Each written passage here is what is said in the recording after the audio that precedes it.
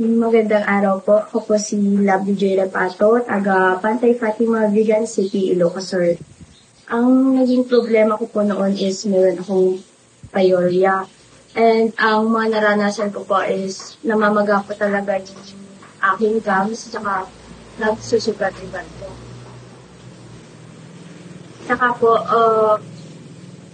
sinabi sa akin ng tita ko po na gumamit ba ako ng Theobroma toothpaste, tsaka ginamit ko naman po siya, mga 1 week po, nawala po yung hanggang sa tinuloy-tuloy po siya.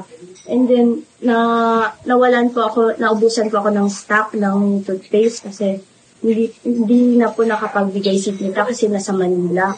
And gumamit po ako ng ibang products is mga ilang araw pa lang po akong gumagamit, mga 2 days.